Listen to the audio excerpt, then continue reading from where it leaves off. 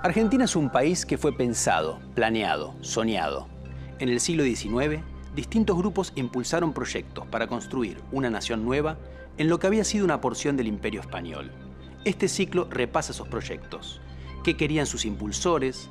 ¿Por qué hubo gente dispuesta a dar la vida por esas ideas? ¿Cómo les fue esos proyectos? ¿Qué nos dejaron? Buscamos respuestas a esas preguntas.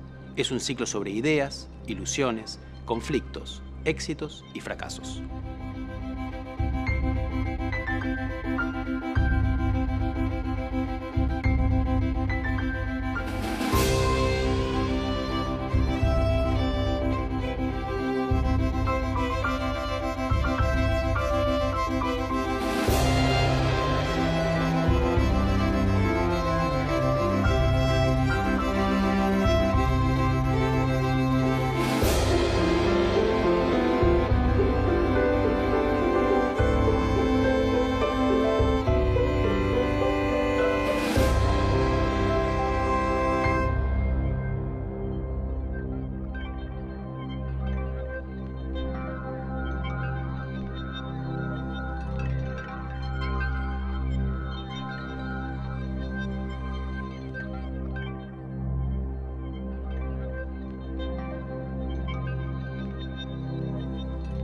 Bartolomé Mitre fue una de las figuras centrales del siglo XIX.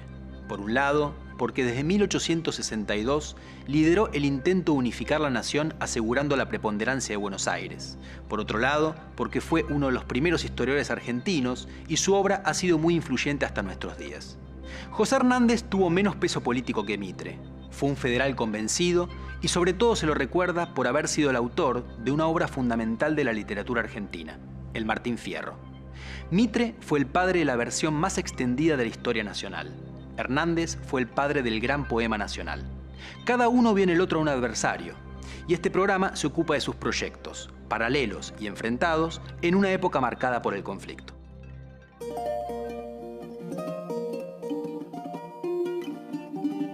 Desde la presidencia, Mitre impulsó una organización nacional manteniendo el Estado federal creado por la Constitución de 1853.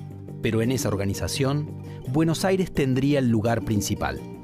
Para ello, empezó a implementar su plan, atacando a los grupos federales de las provincias e imponiendo en su lugar gobiernos liberales favorables a su política.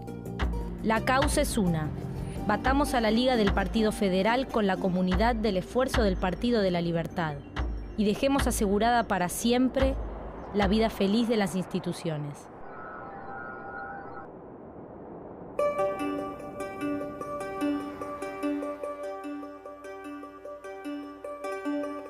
En la década de 1850, Mitre defendió la teoría de la nacionalidad preexistente, es decir, que la Argentina existía desde antes de su independencia y que su división era transitoria. Así, el proceso histórico tenía una dinámica que necesariamente conduciría al país a la unidad. Esa unidad se garantizaba en el origen, la Revolución de Mayo. Esa revolución era un acontecimiento propio de la ciudad-puerto, que había tenido un papel fundamental y entonces debía liderar la construcción nacional. Esa particular mirada histórica le servía para justificar una política para el presente. En su proyecto, Buenos Aires, además de federalizarse, se convertiría en la guía de la nación. Mitre promovió la vuelta de los restos de Rivadavia a la provincia, haciendo que historia y política se combinaran otra vez para justificar su postura, la nacionalista. Es decir, repatrió los restos de quien pretendió proclamar a Buenos Aires como la capital del país y guía de la armonización nacional. Para reforzar esa idea, al asumir la presidencia en 1862, creó el Colegio Nacional de Buenos Aires. Financió además la fundación de otros colegios en distintas provincias, con el fin de formar élites dirigentes para la administración pública y proyectar en el interior del país núcleos de poder que doblegaran los restos del federalismo que resistían el liderazgo bonaerense. El programa mitrista quiso adueñarse de una palabra prestigiosa en el siglo XIX: progreso. Mitre era un líder político de particular relevancia en la provincia de Buenos Aires y lo que se propuso en esos años fue de alguna manera, construir una fuerza política con base en Buenos Aires, pero que dominara el conjunto del país. Y en alguna medida, algunas de las ideas centrales de ese proyecto tenían que ver con el ideal liberal. La construcción de una sociedad liberal suponía, por una parte, promover la autonomía política de los ciudadanos, y también esto venía acompañado de un ideal más general de construcción de una sociedad liberal, entre cuyos elementos era importante, por ejemplo, la expansión de las relaciones de mercado. Una de las cosas que singularizan, uno de los rasgos que singularizan a la presidencia de Mitre tiene que ver con la promoción de la inversión extranjera. Mitre fue un activo promotor de la idea de que la economía argentina tenía que transformarse, que esa transformación suponía, por ejemplo, el desarrollo de un nuevo sistema de transportes, pero también la llegada de inmigrantes que iban a introducir en nuestra sociedad y en nuestra economía formas más elevadas de desarrollo productivo. Todo esto, al mismo tiempo, tenía que darse en el marco de un Estado que iba a asegurarle a esos inmigrantes el pleno ejercicio de derechos civiles, tales como contratar, comprar, vender, en fin, el conjunto de derechos que hacen posible la expansión de una sociedad de mercado.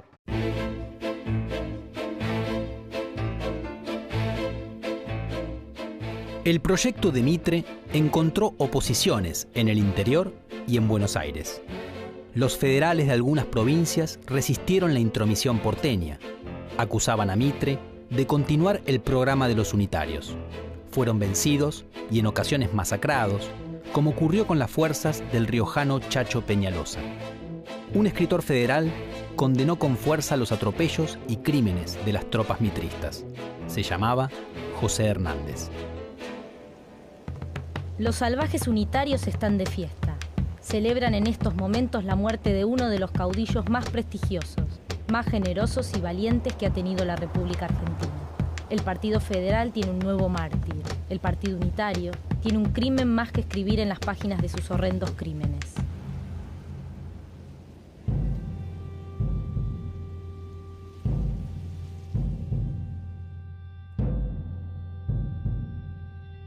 En Buenos Aires, la intención de Mitre de convertir a la ciudad en capital federal del país llevó a una división del Partido Liberal, debido a que un sector se oponía a esa medida y buscaba mantener a ultranza los privilegios porteños. Ese fue el origen de los dos partidos importantes de la provincia en los siguientes 20 años: los autonomistas, dirigidos por Adolfo Alsina, y los nacionalistas o mitristas. Mitre utilizó una guerra nacional para buscar la unidad. Mantuvo una alianza con quienes habían combatido a Rosas, el Imperio brasileño y el Partido Colorado uruguayo. Y en 1865 lanzó junto con ellos una guerra con el Paraguay. En distintos lugares de Argentina hubo resistencias fuertes contra esa decisión. Uno de los opositores más decididos a la guerra mitrista fue José Hernández. El conflicto fue un desastre para el Paraguay, pero también fue largo y duro para Argentina. Mitre, que condujo la primera parte de la guerra, perdió fuerzas y en 1868 no logró imponer a su candidato para sucederlo, Rufino de Elizalde. El nuevo presidente fue Domingo Faustino Sarmiento y el proyecto mitrista fue poco a poco desplazado por un acuerdo entre las dirigencias de varias provincias y los autonomistas porteños. Mitre pasó a la oposición y en 1874, tras haber sido vencido en las elecciones presidenciales, se alzó en armas. Fracasó y durante años quedó alejado de las altas esferas del poder nacional. Siguió defendiendo sus ideas en el diario La Nación, que había fundado en 1870. Su proyecto de un país con absoluta hegemonía porteña también fracasaría e iba a ser reemplazado por uno en el cual los sectores dirigentes de todas las provincias conseguirían imponer un orden que los beneficiaba. No se puede ser al mismo tiempo presidente de una república e historiador filosófico. El presidente no puede escribir más que una clase de historia. La historia para gobernar. La historia oficial.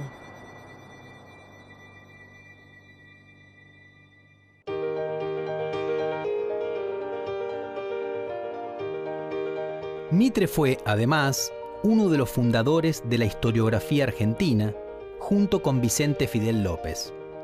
Ambos produjeron las primeras historias del país que seguían unas reglas y un método de trabajo, respetando la lectura de documentos. En 1858, Mitre presentó su Historia de Belgrano y de la Independencia Argentina, que iba a tener otras 3 ediciones, la última de ellas en 1887. Allí explicaba los últimos años coloniales, la Revolución de Mayo y la Guerra de Independencia en el territorio rioplatense. En 1888 publicó Historia de San Martín y de la Emancipación Americana, donde se ocupaba de toda Sudamérica. Ambos libros tendrían una enorme influencia en Argentina.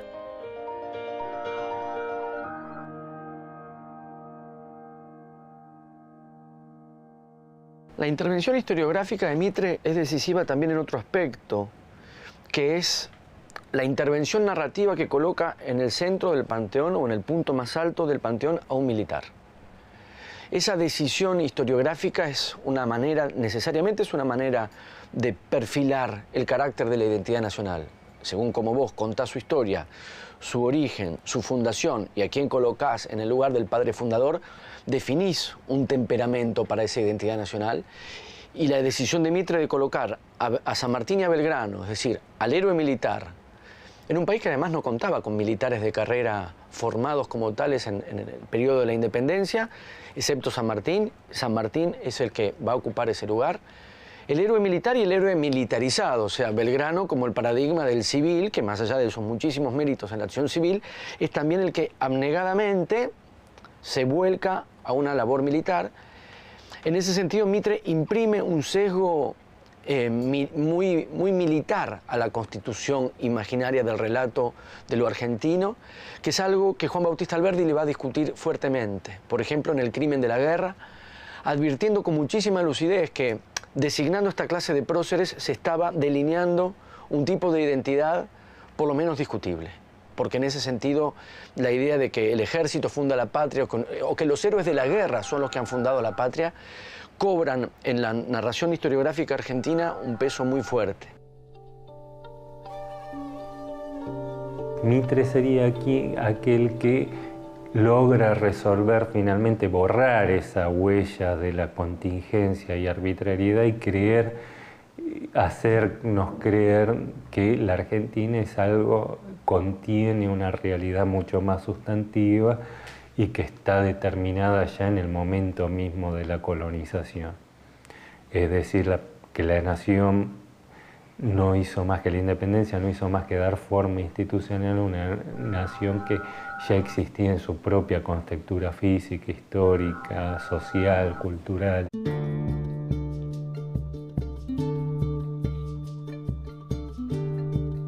Los posicionamientos políticos de José Hernández siempre fueron diferentes a los de Mitre. Desde 1857, este porteño residía en Paraná y apoyaba el proyecto de Justo José de Urquiza. Cuando Mitre asumió la presidencia en 1862, Hernández se convirtió en un gran opositor a su política. Hacia 1869, ya con Mitre fuera del poder, Hernández fundó el periódico Río de la Plata. Allí escribió varias notas en las que reiteraba las críticas a la élite que emprendía desde Buenos Aires la organización nacional. Al revisar las consecuencias de la Guerra del Paraguay, declaró que el gobierno nacional era una máquina de guerra. Hernández se ubicaba como el último gran exponente de la vieja tendencia federal. En sus escritos, el federalismo se asociaba al antiporteñismo y también defendía un ideario liberal reformista con componentes de democratismo social. Ecos de estas ideas resonarían en un libro fundamental de la cultura argentina que Hernández publicó en 1872, El gaucho Martín Fierro. Tuve en mi pago en un tiempo hijos, hacienda y mujer, pero empecé a padecer, me echaron a la frontera. ¿Y qué iba a hallar al volver? Tan solo hallé la tapera.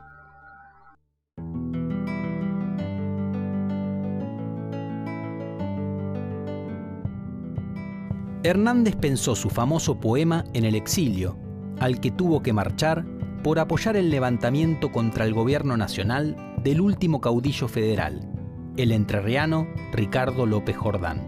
La historia que relató en Martín Fierro es muy distinta a la que escribió Mitre sobre Belgrano. Mitre narró el pasado argentino pensando en la unidad preexistente del país y utilizando un personaje histórico. Hernández, en cambio, contaría la historia de Martín Fierro a partir del desgarramiento y con un personaje de ficción. Se trata del canto de un gaucho que fue separado de los suyos, despojado de sus bienes y obligado a marchar a la frontera. En el primer libro, más tarde conocido como La Ida de Martín Fierro, quien canta es un exiliado, y el tema central es que la justicia no se aplica por igual a los ricos que a los pobres. En La Vuelta de Martín Fierro, escrita en 1879, el mismo personaje regresa a su tierra para tener tierra, familia y sociedad. Este Martín Fierro se acerca mucho a la mirada de Mitre sobre lo que debía ser el mundo rural. El libro representa, de algún modo, la conciliación de Hernández con el poder político. Hernández, como su personaje, también había cambiado y ya no se encontraba políticamente aislado. Se vinculó con los sectores que en 1880 accedieron al poder y defendió en el Senado la federalización de la ciudad de Buenos Aires, es decir, que se plegó al proyecto de organización nacional que reemplazó al proyecto mitrista.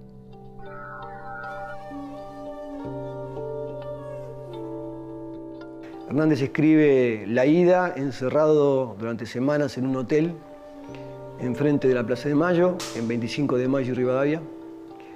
Dice, entre los bártulos de un conspirador, como si de alguna manera un opositor político estuviera escondido escribiendo ese texto, que luego, digamos, lo va a convertir en un poeta inmortal. Pero básicamente yo diría que las circunstancias políticas le dan un fuerte tono político a la primera parte del poema. Hay una gran determinación en las circunstancias de él como una especie de opositor político. La Vuelta es una circunstancia muy diferente. En principio, a partir del gobierno de Avellaneda, se abren una serie de expectativas para el retorno de los emigrados, de los desterrados por los distintos enfrentamientos políticos. Y Hernández se aprovecha de esa situación. Puede participar en política y de alguna manera el carácter conciliatorio o reconciliatorio que propone Avellaneda se manifiesta también en el poema, y eso también es muy notable. Si bien es cierto que el poema habla de la leva de gauchos, el tratamiento de los gauchos en la frontera, de todos modos en el poema esas circunstancias históricas, puntuales, están borradas. No hay referencias a partidos, no hay referencias a presidentes. Si bien como periodista Hernández había apuntado a personas y situaciones concretas, cuando pasa el poema, de alguna manera borra, suaviza todas esas referencias y el poema, en lugar de volverse coyuntural, adquiere una dimensión humana de protesta social que hasta el día de hoy se puede reivindicar. Es curioso, pero no es un poema que haya avejentado. Al contrario, tiene una potencia que en buena medida es efecto de estas novedades que Hernández introdujo en la gauchesca. Por supuesto, recibió un cierto lenguaje, recibió una cierta forma de componer, pero también pervirtió aquello que había recibido. Y esa originalidad es inconfundible. Es más, no solamente que culmina la gauchesca, no se puede escribir gauchesca después de José Hernández. Todo lo que venga después va a ser menor comparado con esa obra. Casi uno podría decir que Hernández cerró la gauchesca en el momento más alto. Es el pobre en su orfandad de la fortuna el desecho, porque nadie toma a pecho el defender a su raza. Debe el gaucho tener casa, escuela, iglesia, derechos. Mas Dios ha de permitir que esto llegue a mejorar, porque se ha de recordar para hacer bien el trabajo, que el fuego para calentar debe ir siempre por abajo. Mitre convenció a sus contemporáneos de que la nación argentina había nacido el 25 de mayo de 1810 y que estaba destinada a ser única en Sudamérica. Estas ideas fueron muy influyentes y siguen teniendo peso hasta en la actualidad. Se sostienen en un deseo y no en la confrontación con los hechos. En realidad, la nación argentina se fundó mucho tiempo después de la Revolución de Mayo, en un largo proceso, y además la idea de que Argentina está destinada a ser excepcional es muy difícil de sostener. Hernández escribió la historia de un gaucho que osciló entre dos ideas de justicia. En La Ida de Martín Fierro, la idea de que la justicia debía ser igual para ricos y pobres. En La Vuelta de Martín Fierro, la idea de una justicia entendida como reconciliación de una unidad primigenia perdida. Los proyectos de Mitre y de Hernández fracasaron, pero los dos personajes tuvieron una gran influencia. Mitre definió quiénes eran los héroes a los que había que honrar, San Martín y Belgrano, y su obra constituyó la base de la enseñanza de historia argentina en las escuelas. Aunque su versión fue muy atacada como historia oficial, sin embargo sigue siendo muy influyente. A su vez, Hernández es unánimemente reconocido como el autor del gran poema nacional. Por lo tanto, ambos marcaron a fuego a la cultura argentina.